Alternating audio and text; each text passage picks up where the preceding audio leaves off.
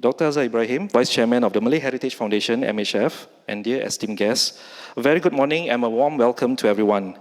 First and foremost, let me extend our heartfelt gratitude to everyone for joining us on this beautiful Saturday morning as we embark on yet another enlightening installment of Sembang Ilmu Plus lecture.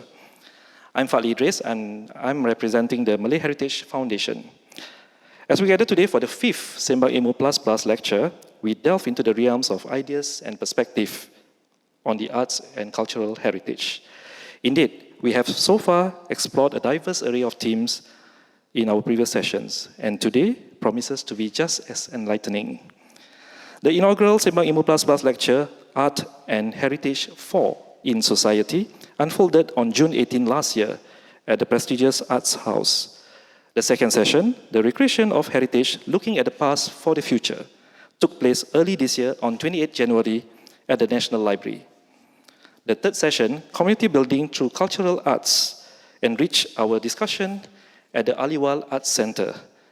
Just a couple of weeks back, we explored the intriguing theme of language and our world, a forum on the power of language to shape our lives at the Art House. And here we are today, eager for yet another captivating forum, empowering our youth for cultural excellence. Our deepest gratitudes to all participants for your unwavering support throughout the series. Special mention goes to Andika Warisan Temasek Foundation for supporting all our SIP++ sessions. Without further ado, it is my pleasure to introduce our guest moderator for this morning, Dr. Azhar Ibrahim.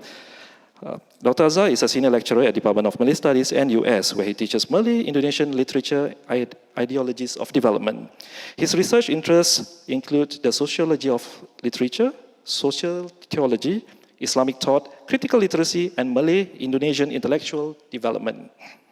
Among his published works are Emancipated Education, 2020, Historical Imagination and Cultural Responses to Colonial and Nationalism, A Critical Malaysian Perspective, 2017, Contemporary Islamic Discourse in the Malay-Indonesian World, 2014, and Narrating Presence, Awakening from Cultural Amnesia, 2014.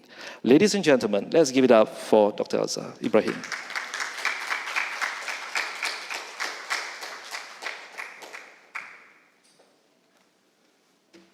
Thank you, Fadli. Thanks for the introduction, which is rather too long, yeah. But I, of course, appreciate it. Foremost, selamat datang, welcome to this Sembang Ilmu Plus, organized by Malay Heritage Foundation and supported by Temasek Foundation. Yeah. This has been going on for quite some time. I also lost count the number of the forums that we had, but surely this will be the last one. Yeah, last one for this year. Yeah. And today we are glad to share this forum called Empowering Our Youth for Cultural Excellence. And I'm more than glad that the people that we have invited today are people that I know, basically. And not part of that chronism, but more or less we all know each other better in that sense. Yeah, we had a sense of what we want to share. And I think it's important for us this lovely Saturday morning to share some of our thoughts on heritage. Yeah? I would like, before we start, to just read a bit on UNESCO World Heritage Convention in 1972, which says this, yeah? The cultural and natural heritage is amongst the priceless and irreplaceable assets, not only of each nation, but of humanity as a whole. The loss through deterioration or disappearance of any of the most prized assets constitutes an impoverishment of the heritage of all peoples of the world. So if we lost one cultural heritage of one community, it means also the loss of ours and vice versa. Yeah. Parts of the heritage, because of their exceptional qualities, can be considered to be outstanding universal value, and as such, worthy of special protection against the dangers which increasingly threaten them. Right? So it's about like we need to somehow protect and save the heritage, but how do we do about that? Among others, of course, the discoursing on it. Public education, formal education, but discoursing in the public, especially among the youth, are therefore very vital, without which the imagination to nurture, to protect, and to develop heritage can never be developed in that sense. Yeah? So the imagining for heritage must be the concern for all. And I think at Malay Heritage Foundation, just like Malay Heritage Centers, which have been doing wonderful job from time to time. Yeah? We have Madam Asma, yeah, the manager of Malay Heritage Center, and also within the team of Malay Heritage Foundation. And their team have been doing excellent job, although the center itself, Istana Kampung Glam, is still under renovation. But look out, they'll be opening in 2025, right? And that will coincide with 60 years of Singapore, right? All right, let's look forward to those events coming. But from time to time, Malay Heritage Centers also engaging a number of events and projects. I think this late afternoon they have kebaya.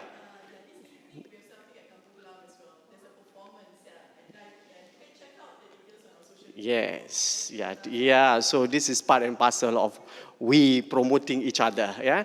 So this event is, of course, a subset to within the Malay Heritage Center setting. It is Malay Heritage Foundation that oversee the general running of the centers, but we are all in the same team, and this is a project that I personally think that this is a wonderful project where we bring in youth from various community to speak in this forum. Today, we are slightly more international because we have American friend to join us. Normally in Singapore, we have this CMIO model, Chinese, Malay, Indian, and others. But today we have an American friend, Sokna Fall, yeah, who's going to be the first speaker. Yeah? So let me just mention a bit about the rule of this engagement. It will be about a 15-minute presentation, each of them, and then followed by later on Q&A. Yeah? So they will be having slides. Just go through what they are going to share. And before that, let me share a bit of Sokna's biodata. Yeah? All right. I'm slow at this, but I'm trying my best. Yeah? Okay. Yeah? Sokna Fall, let me just read a bit of her biodata. A fourth-year exchange student at the Department of Computer Science at NUS. And she's from UNC Chapel Hill in USA. First-generation American of Senegalese heritage. Sokna has always seen the world from two different lenses.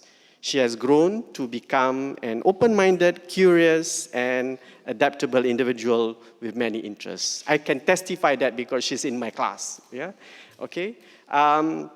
And she took a few courses at NUS, among others at the Department of Malay Studies, which I'm running on the Malay world, yeah? Introduction to the Malay world. Yeah? Among others, she finds enjoy working with young individuals. That's the reason why she say yes.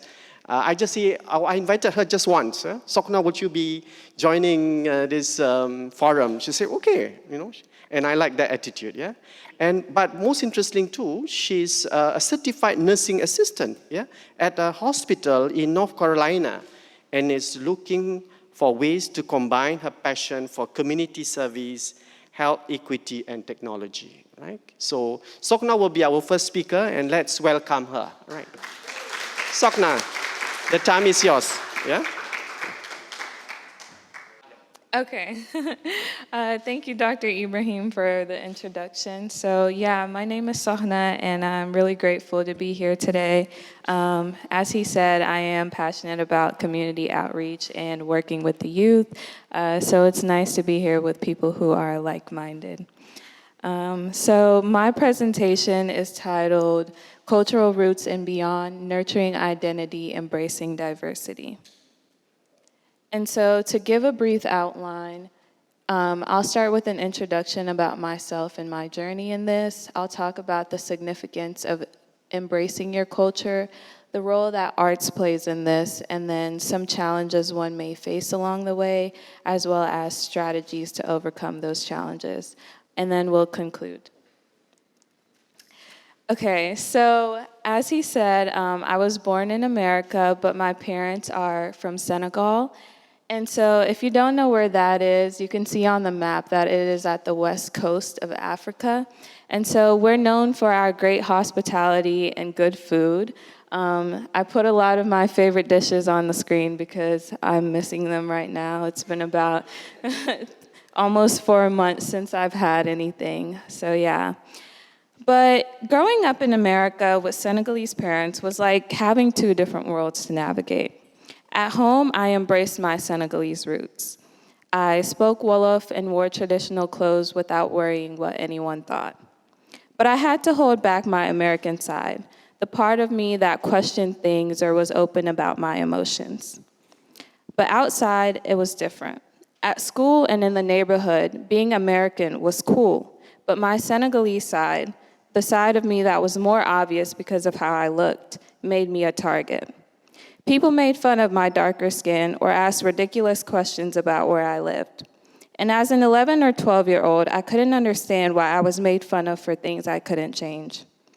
This conflict of who I was made me feel lost.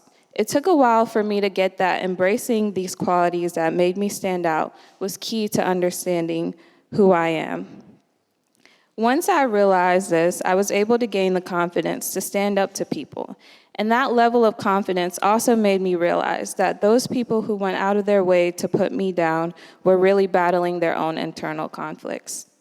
So I hope that my presentation will inspire you all to realize how important it is to embrace your culture and encourage others to do the same. Embracing your culture is really key to creating a sense of identity and a sense of belonging. So why should you embrace your cultural heritage? For one, understanding your cultural heritage is key to building a strong foundation for your identity. And I say foundation for your identity because there are many other factors that contribute to your identity other than your culture. So having this strong sense of identity really helps you stay grounded in your beliefs and morals. Alexander Hamilton said, "If you stand for nothing, you'll fall for anything." And I think that really emphasizes the importance of being steadfast in your beliefs, so much so that you're not easily swayed by other people's opinions. You can find friends who have similar interests as you. When you know and you accept yourself, you can form meaningful connections with people who appreciate and respect you for who you are. And then confidence and opportunities. So a strong cultural identity really enhances your confidence and opens up doors for opportunities in the professional world.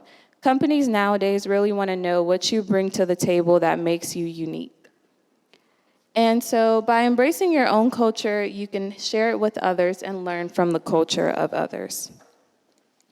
Now we'll talk about the roles that art plays in this process. So the arts is really a powerful medium for self-expression, whether that's through music, dance, photography, or painting. These forms of art provide unique ways to explore and communicate your cultural heritage. Participating in cultural arts often involves workshops or events which allow you to form a sense of community with people who share similar interests. And then lastly, many traditional arts have deep-rooted stories, symbols, and techniques that are passed down through generations. So by practicing these arts, you're not only connecting with your culture, but you're connecting with the wisdom and experiences of your ancestors. Now we'll talk about some challenges. So not everyone has access to equal cultural resources. Socioeconomic factors may hinder participation.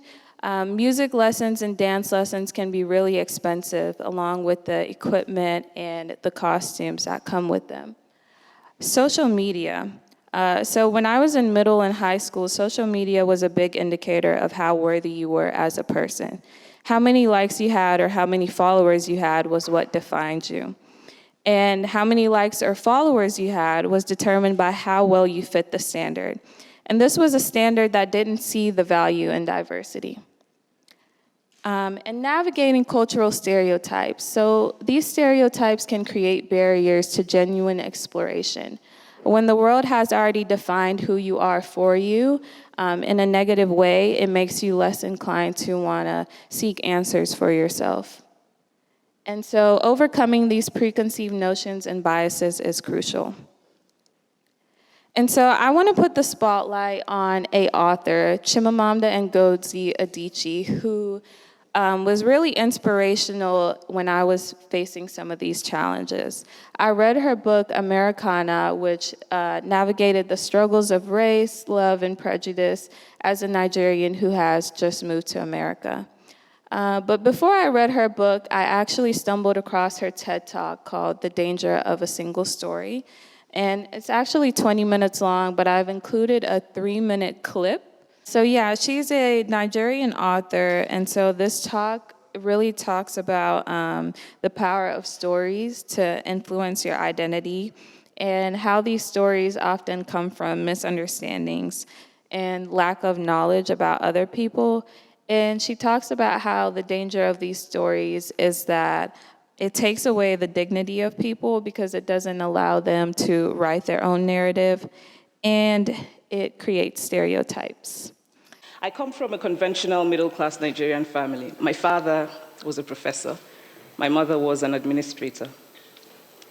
And so we had, as was the norm, live-in domestic help who would often come from nearby rural villages. So the year I turned 8, we got a new houseboy. His name was Fide.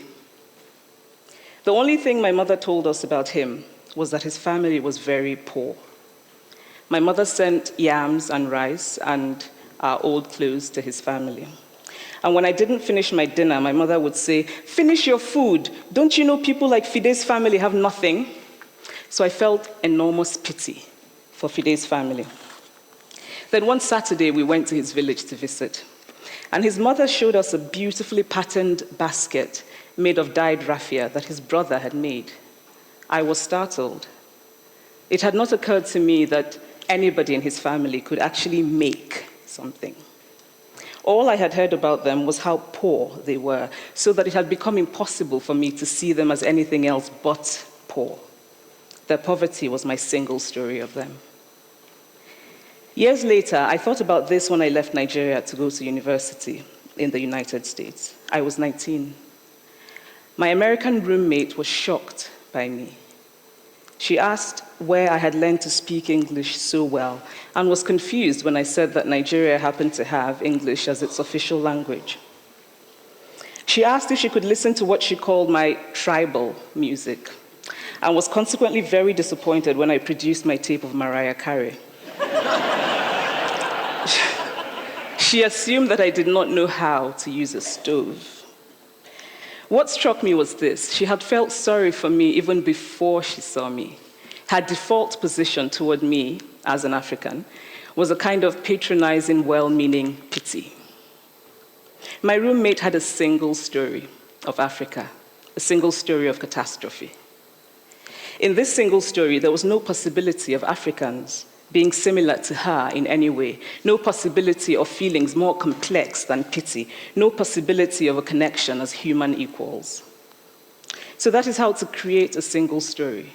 Show a people as one thing, as only one thing, over and over again, and that is what they become. It is impossible to talk about the single story without talking about power. There is a word, an Igbo word, that I think about whenever I think about the power structures of the world, and it is nkali. It's a noun that loosely translates to be greater than another. Like our economic and political worlds, stories too are defined by the principle of nkali. How they are told, who tells them, when they are told, how many stories are told, are really dependent on power. Power is the ability not just to tell the story of another person, but to make it the definitive story of that person. The Palestinian poet Mourid Barghouti writes that if you want to dispossess a people, the simplest way to do it is to tell their story and to start with secondly. Start the story with the arrows of the Native Americans and not with the arrival of the British, and you have an entirely different story. Start the story with the failure of the African state and not with the colonial creation of the African state, and you have an entirely different story. But yeah, I think when I first watched this TED Talk, it was like a wow moment. First of all, it made me feel seen because I was like, there are other people that have faced similar challenges and went through similar experiences.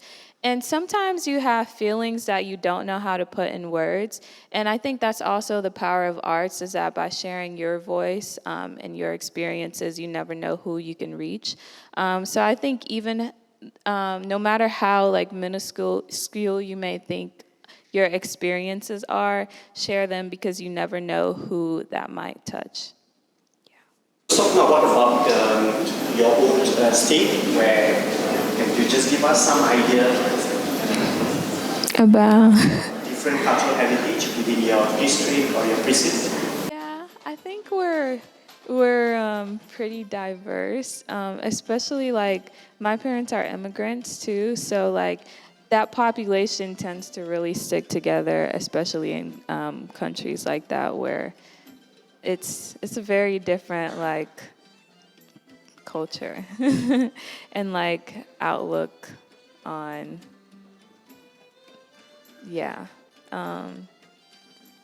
But we're pretty diverse where I go to school. Like, I think when I went to university was when I like really started investing in engaging in experiences that allowed me to learn more about my culture, because for the first time I like met so many other people who were like me, versus like the town where I grew up and where I was from, it was smaller, so I didn't see as many of those people. But coming to college and like having that population was really nice because it gave me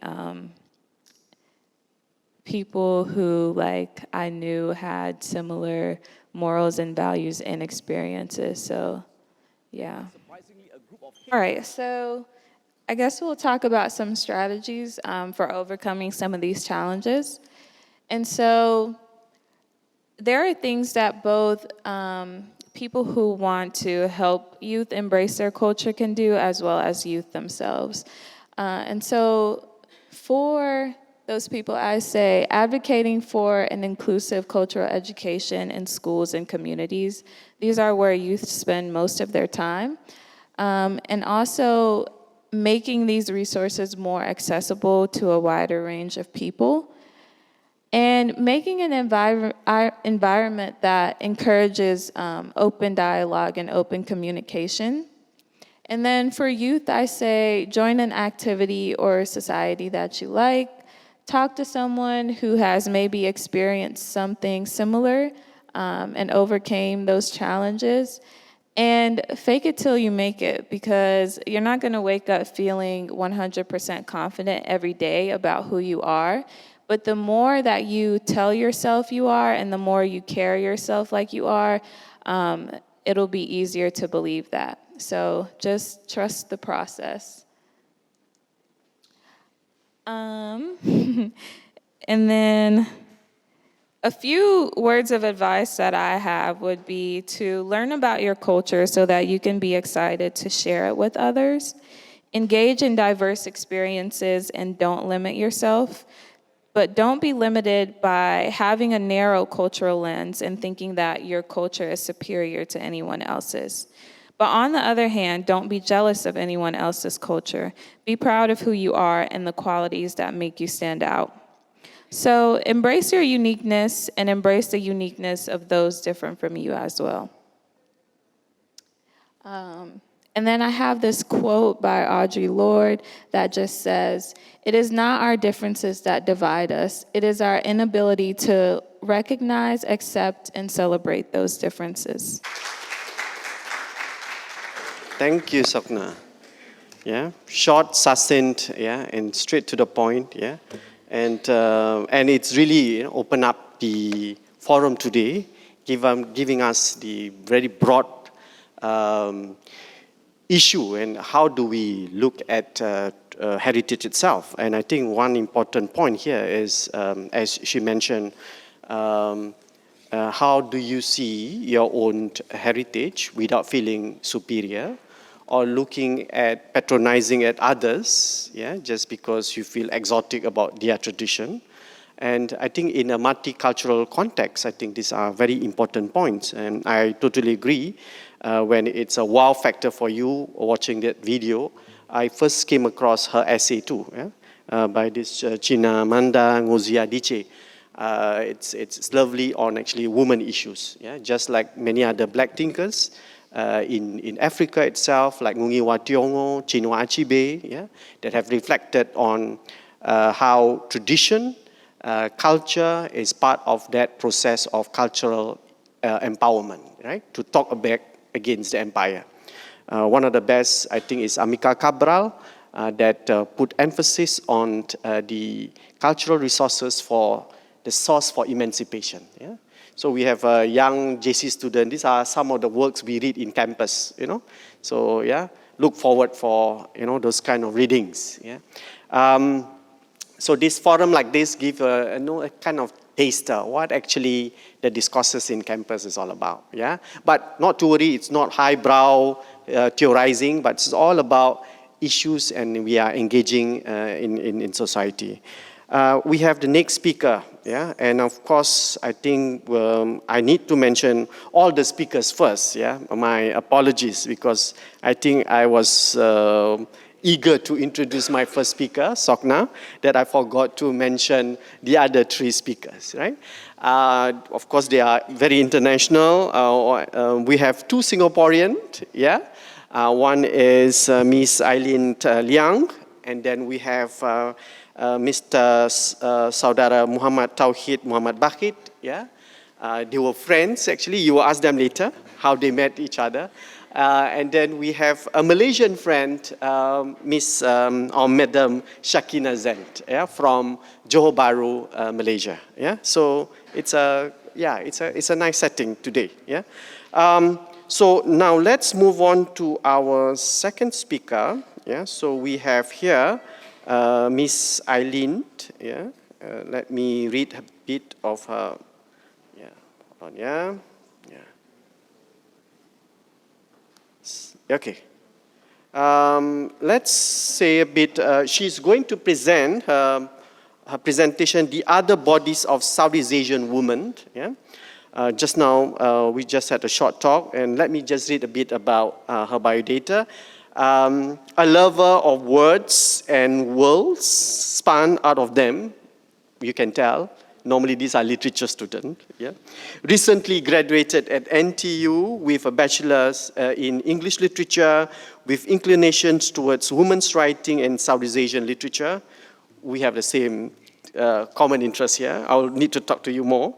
And you can find some of her critical work at Singapore Unbound's SP blog and Suspect Journal, right? And I wish one of these days I will talk to you for SWF, Singapore Writers Festival, okay? She attended our Singapore Writers Festival last year, in fact, yeah? Thanks for your, the audience at that time. All right, now let's welcome Miss Eileen, yeah?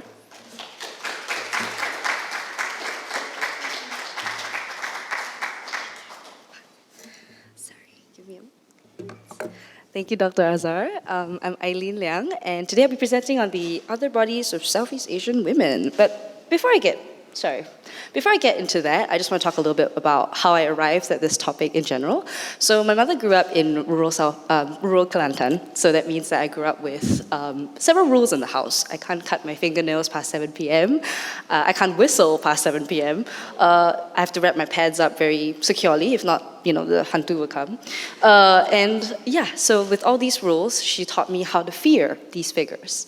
But at the same time, she would watch Incredible Tales before she sleeps. She'll tell me things like the US movies are not scary enough. And there was this really interesting push-pull. You know, you're both attracted but also scared of these figures. And that got me thinking, when did we learn to fear these figures? Why are we scared of the Pontianak? How did that come about? And it led me into this deep dive into 3 supernatural figures that I'll be talking about today.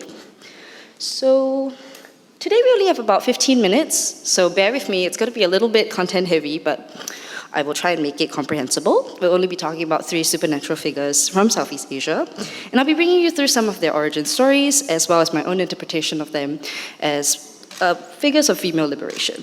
So because I come from a literary background, I'm going to talk about them in terms of a cinematic depiction, but also some of the historical narratives that I was able to find in my research. So without further ado, let's start with some theoretical kind of framework first.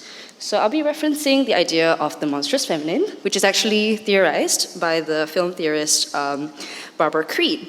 So what she found in her research was that there was not enough scholarship about the idea of the female as a monster. She found that there was previous film critiques, like for example Gerard Lin, only talked about how women should be portrayed through their biological functions, right? Their natural role, as he said. So that meant being a passive subject, that meant just being a victim in the horror genre. And it was then that Creed decided, we can't do that.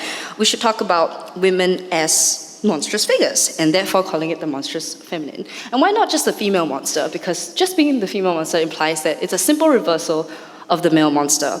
But when we talk about monstrosity arising from female figures, we need to consider the role of their gender in that construction. So how does horror arise from all of that? So out of the various supernatural figures and tropes I'm thinking about, I'm centering on the idea of the female vampire, and you'll see very shortly why. The reason why I've picked the Gothic vampire is because I think the 3 figures I'll be mentioning today share some similarities, although we should be very mindful that this is a Gothic tradition from Western tropes, and we should situate them very uniquely within each country's specific context. Yeah. So with that, let's define some of the key terms that I'll be touching on, namely the idea of the abject. So the abject is actually, it comes from the famous feminist theorist Julia Kristeva, who defines it as when the human body extricates itself from its bodily substances, it symbolizes the relevance of an imaginary border that separates the self from that which threatens it and therefore also constitutes it. So the idea is that the existence of these things called abjects helps humans to conceive of the conceptual boundaries of categories. So next is, as an example, she raised the idea of women's blood as an abject, which you can see on the right-hand side here. So I'm going to draw your attention to the last point, in which women's blood, which symbolizes birth and life, also reminds men of a capacity, and maybe even willingness, to shed blood and to murder. So, the female vampiric worlds signify, in a lot of films, darkness, the undead, bodily wounds, and the violation of the law. And in terms of the world of living, where a male patriarchal figure usually presides over, it signifies light, the sun, the unviolated body, and the enforcement of the law. So when these oppositions are brought together, the vampire myth is a narrative that casts the maternal world as abject. And while that is meant to subjugate the maternal world to the patriarchal realm, the ways that the vampire transgresses boundaries actually problematizes what is fixed. It exposes the constructions that underpin the patriarchal realm, and instead becomes the hideous and terrifying form that sexual energies take when they return from being socially and culturally repressed. And with that, we'll be talking about the Pontianak. So, she needs no introduction. She's the most famous hantu that we know, but most especially, she's linked to childbirth. So let's just very quickly run through her origin story. She has been depicted in numerous films across late colonial Singapore and Malaysia, and these are some of her distinctive features. So you'll usually be able to find her in a quiet graveyard or, the tree branches. You'll encounter her as a beautiful young woman who's usually carrying an infant, and that transforms her, when she's activated, she transforms into a horrifying hag with long fingernails, long black hair that obscures her face, and also a hole in her neck, very interestingly. So in a lot of films, there was also her distinctive shrieking laugh. And so how she came to be is that she died in childbirth, and her motivations are to return and to enact revenge against unsuspecting men or the people who have wronged her in her life. So this image is actually a really old film depiction from 1958. So of course, there's scarier depictions, but you'll see that in a bit. So both the wronged woman and the unruly killer, we read the shifting forms of the Pontianak as a critique of the treatment of wayward women, and in return, her response. So given the emphasis placed on reproductive duty in traditional Malay culture, to die by childbirth is to fail at being a woman, and the Pontianak form is both feared and punished. She is either virtuous when we see her as the beautiful young woman, or entirely undesirable when she's ugly. But I'm interested in the ways that she can transform from one end to the other. So subject to patriarchal control, her submission is actually written into the story and the narrative. A nail is driven into her neck to subdue her, but very funnily enough, it's a temporal fix. She eventually becomes herself again when the nail is removed. So it's in this shifting, unfixed state that I think she fakes and mocks femininity and can retaliate against that violence. So what do I do with that agency? How might she be a potentially liberating figure in spite of her origins as a patriarchal tragedy? So Alicia Israhuddin writes in her paper about the Pontianak, she asks the question, why does the Pontianak laugh? And what does it mean? Why is a laugh a fixture in horror and why is it threatening? So if you see here in a lot of films, I don't know if you've watched any before, that her face is unable to be seen when she laughs. So usually we hear it, right? There's this sonic excess, it's very overwhelming when she succeeds in terrorizing a man. But we don't see her. So if we look to the term mengilai in Bahasa Melayu, it refers to women's excessive, high-pitched laughter, and it's usually, it signifies undesirable Malay femininity. So by extension, female bodies are themselves coded as grotesque. With their cultural taboos and orifices, they are relegated as the other. In that way, when we associate women and make them synonymous with the openings in horror films, Israhuddin argues that women are yet again defined by their bodies. So to resist that, she says, we should be looking towards the Pontianak's undesirable laugh, and the way she weaponizes that, to distance herself from the passive, corporeal, biological form. So the Pontianak weaponizes the undesirable laugh to create a terror that is incomprehensible to men, and therefore out of their control. So her initial attractive form is what turns objectification of women on its head.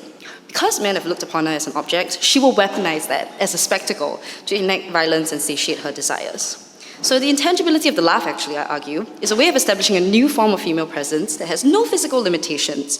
She not only returns from the abject, but tears down the male-dominated realm to establish herself. So yes, and yet most Pontianak films and narratives still puts her back in alienation. Very often she returns to the grave, she does not succeed in asserting herself. And there's also this idea that Pontianaks are usually solitary figures that only gratifies her own liberation. But it's useful to group her, I think, with other figures of Malay folk culture iconography. So for example, Malaysian artist E. Lan has already featured classic Pontianak films in talking about taboo topics, and that groups them together for a more collective sense of visibility. And I go further to propose that we should group them with regional supernatural figures. And while each are situated very uniquely again, we should read them within their nuances. They bear similarities that I think are worthy of mentioning. Okay, so I've grouped both the Thai Fi Krasus and the Filipino Manananggal together. I'll be talking about why I did that. So similar to the Pontianak, they are ghostly figures that appear as beautiful women, except they go a step further and they actually are reduced to their innards. So the Fi Krasu can either appear as an old ugly woman, a beautiful young woman, or an ordinary village girl. And when hunger strikes, this is the interesting part, she detaches her head and her inner organs from the body and hovers with dangling entrails while emitting a greenish or reddish glow. So to become one, the Fi must successfully pass on to another female relative's body through spitting saliva. So for the Fi Krasu, she feeds on filth, she feeds on impure bodily substances like menstrual blood and feces, but she might also transgress a weak person's body to eat their organs, or a pregnant woman. Yeah. So similarly enough, the Manananggal comes from the Philippines.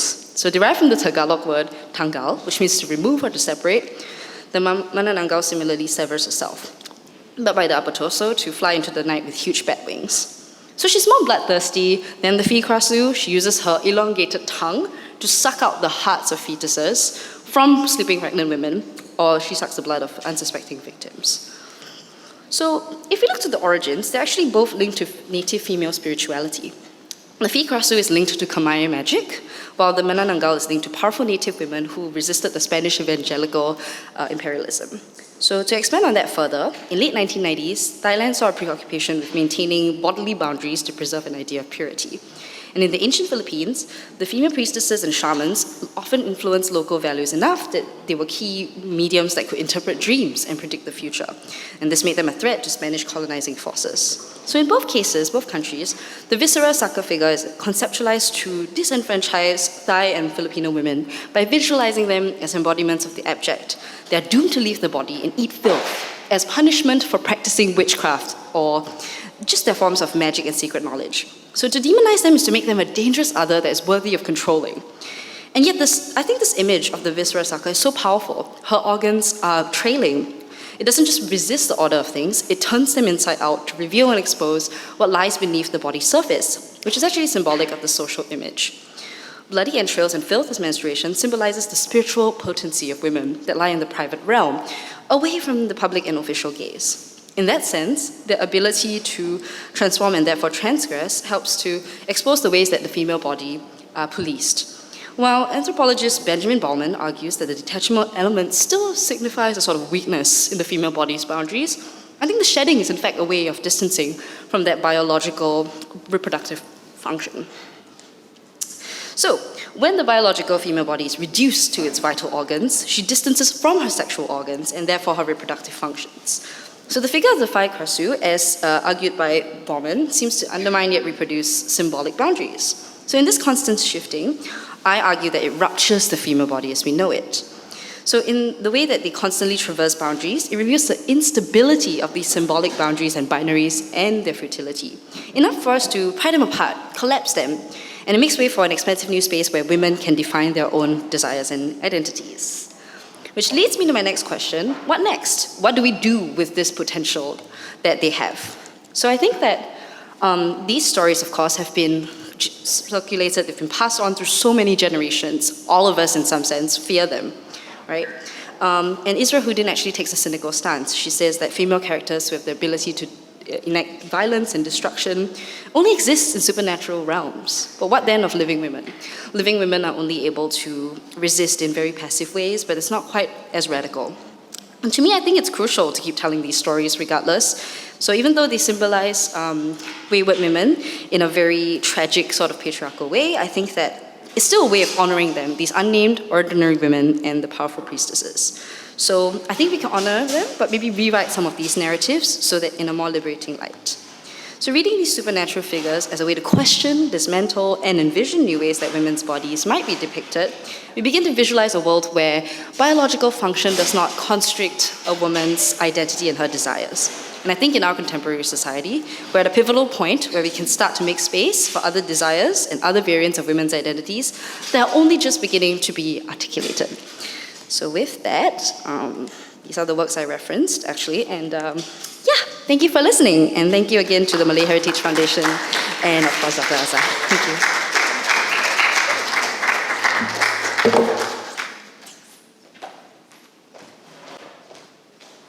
Thank you, Eileen. Yeah, it's really a fast presentation, like within 15 minutes or so. Yeah, she brings us into this theoretical journey. So this is how you see things like collective myth, as part of the cultural heritage, can also be subjected to scrutiny and then being extended to find meaning, what they meant, and of course, how it has been interpreted over the centuries or over the decades. And one interesting point is also the kind of female or human agency, for that matter.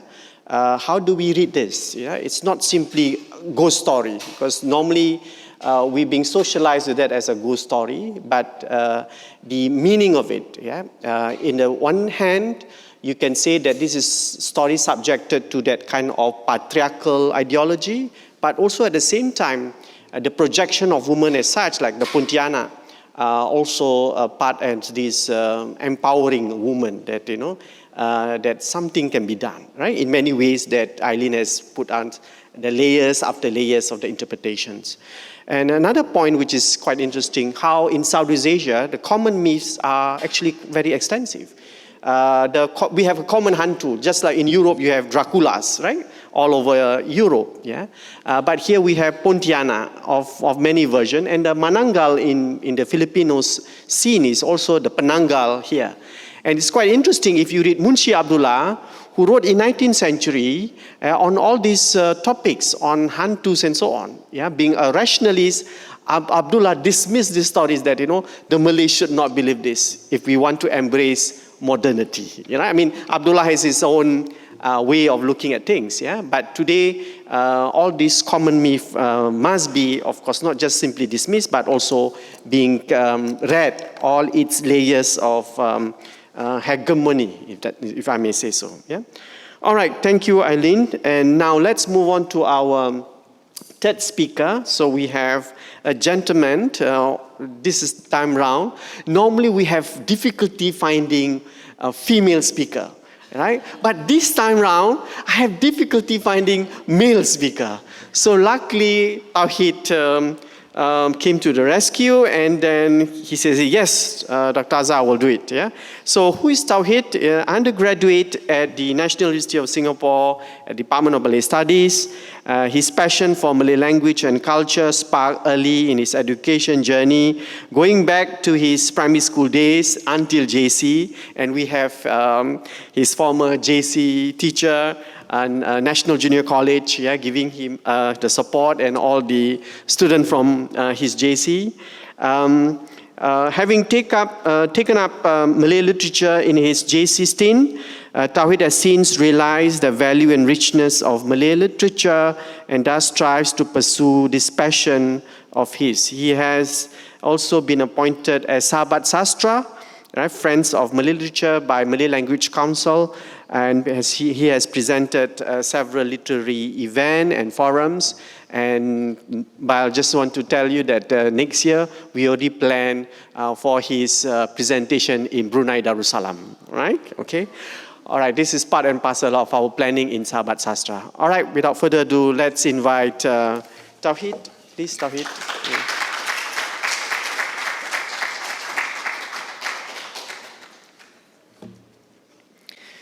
Thank you, Dr. Azhar, for that lovely introduction. I think it's about high time that we move away from talks about hantu. I hope everyone still can sleep tonight. Anything, just jangan pandang belakang. In Malay, they say don't look back and you'll be safe. Anyways, a very good morning to everyone. Thank you again, Dr. Azhar, MHF, Mr. Fadli, my manager, of course, Madam Asma, for this opportunity for me to present today. First and foremost, I must admit that speaking about literature, when you have the expert in literature as the moderator, you have your own teacher of literature, you have writers, Saudara Wan Nur Zairi, it's extremely nerve-wracking, but I will still try my best regardless. So anyways, my presentation is titled From Readers to Critical Thinkers, Engaging Youth Through Literary Heritage. And before anything, I think here I raise Ngugi Wa Thiong'o's what he mentioned about literature, where he said that literature results from conscious acts of men in society. And towards the end, he says that literature embodies in words and images the tensions, conflicts, contradictions at the heart of a community's being and process of becoming. And I think this really encapsulates whatever that I'll be presenting in my presentation today. Okay, thank you. Finish it. All right, so I think also a point worth mentioning before I delve into greater details is how the literatis that I'll be talking about, they function as intellectuals in our society, where more than that, I think they fit into what Professor Syed Hussein Alatas mentioned, in that the functioning literatis are those who are able to pose problems, to define problems, to analyze problems, and thereafter provide solutions to problems. And with that, I think my scope of presentation is really to shed light on how literature acts as both preservers and modernizers of heritage, which is something that I will return to at the end later, by focusing on three major themes: politics, social, and religion, very, very briefly in this short 10 to 15 minutes. All right, on political issues, on politics, firstly on how to rule, I think some texts, they act almost like kind of guide, right, for rulers to be just, to practice justice in their rule. And so in works like Tajul Salatin, Bustanul Salatin, you'll find themes like justice, fairness, equality of men as something that is recurring. And for instance, here we have in Tajul Salatin, the reward for leaders who rule with justice. So it's mentioned that those who rule with justice will be rewarded with a reward that is more than 60 years of prayers, right? Some of us don't even live past 60 years, but right? Whether or not this is true, of course, it's a different story. But the point is, in works like this, they are encouraged, or they become a guide for leaders to be just, to practice justice in their rule. And of course, they also talk about the severe consequences for those who are not justice, who are not fair in their rule, in that they will lead to the downfall of their own kingdom. And more than that, actually, if you read Tajus Salatin, it also mentions that the wrath of God, that the consequence that God will, basically the punishment by God will be great, right, for leaders who do not practice justice in their rule.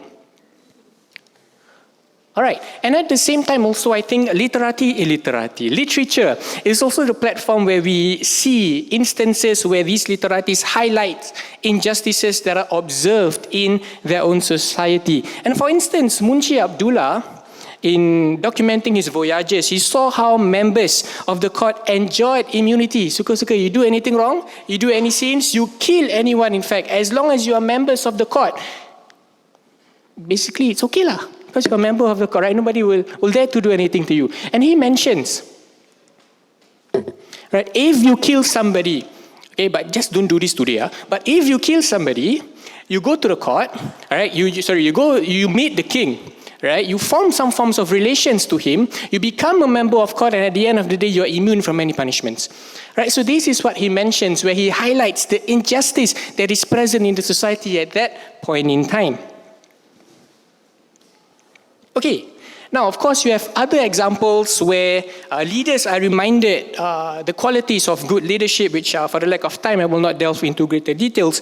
But granted, of course, these texts were written in specific context of time, that I do agree.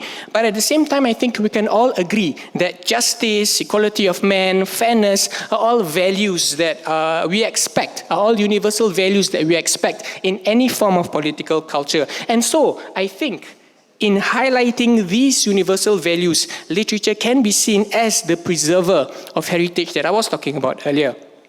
Moving on to some social issues that these literary works present, among others, is that of poverty, which is undeniably a problem, a concern, an issue, a pressing issue that we face up till today. Right? It's not just in the region. Anywhere around the world, poverty becomes a problem, a pressing problem that has yet to be addressed successfully. Right? And so by and large, when we talk about poverty, we realize that many times the blame often goes to the victims, right? So there are discourses, there are people who will argue that, you are poor because you don't work hard enough, right? You are poor because you are lazy, you are at home, you're not doing anything, you're just lazy, right? But they tend to neglect, right? They tend to realize that there is actually a bigger problem in that. There is a structural problem in that. And poverty, I think, is a structural problem which Munshi Abdullah realizes, and he writes about it, right? When resources are exploited, when resources are unequally distributed, when you, as a member of the society, you work hard for something, at the end of the day, your resources are being taken away by the ruler, who would want to work? Right? You lose that interest to work hard, and therefore poverty becomes a structural problem, which Munshi Abdullah talks about here. Right, next, about attitude towards education, where again Munshi Abdullah acknowledges the ill attitude of the ruling members of the ruling class towards education, which obviously causes the masses to suffer. Right? When you have a ruling class, when you have ruling elites who are not concerned about education, who they themselves are not educated, their children are not educated, then you can never expect your society to be educated, you can never expect your society to progress. Right? And this is what Munshi Abdullah also talks about.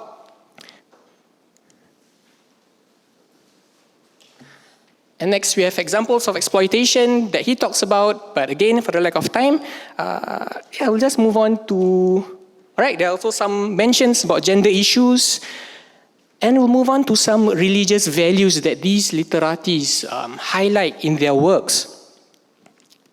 And I think in speaking about religion, it's really about highlighting the universal religious values that should necessarily be present in your understandings of religion. And I think something that is important is an understanding of religion that values and acknowledges the sanctity of human intellect, right? That is, the human's intellect that human's intellect is what turns the knowledge that you have into something that is beneficial for you and the society around you. In which I think, in Bustanus Salatin, what I got from this text, so it's mentioned, and whoever has the knowledge and intellect, he will be among the wise and followed by men. And what I got from this is that if you have knowledge, but you do not use your intellectual capabilities, you do not use your akal to kind of understand, to benefit from that knowledge, then at the end of the day, your knowledge becomes meaningless because it cannot do anything for the society, right? And so this is the kind of religious understanding that I think it's important, one that gives premium to the sanctity of human intellect. And next, of course, we value understandings of religion that upholds the dignity of humanity, that gives premium to humanity. Right? So in any decisions that you make about religion, so in this text that I got from Thamarat al-Muhimma by Raja Ali Haji, so he mentions that even ijtihad, if you were to make any decisions, right, about religion, right, if it's something that is not, if it's any decisions at all, right, you must make sure, first and foremost, that your decisions, the actions that you decide to make does not firstly harm lives, and secondly, does not openly reveal the flaws of others or cause shame to them or undermine their dignity. And I think this is the kind of religion, this is the kind of understandings of religion that we necessarily must uphold today. Right, again, I think we will skip this. Okay, so in short, I think it's clear, right, that our literary heritage has unveiled, or rather continues to unveil, countless real concrete problems and issues that we face in our society. It demonstrates the critical minds of these writers functioning as intellectuals who identify and analyze these issues. And I think in discussing the modern challenges that consistently remain relevant in our society over time, it projects the capability of literature to be the modernizers of heritage. And for all that is said, literature is our heritage, a heritage that must necessarily prevail, because reading literature contributes to the sharpening of one's minds. And I think it's evident we have experts in literature who has a very, very sharp mind. Dr. Azhar, you can talk to him, he has a lot of sharp ideas. Yeah. So, because reading literature contributes to the sharpening of minds, it forms the basis of the development of critical thinking. And for youths to be critical, we are talking about youths today, right? And for youths to be critical, I think a literary heritage is something that they cannot, is something that they must not neglect, for it is something that will turn them from readers to critical thinkers. And with that, I thank you very much for your kind attention.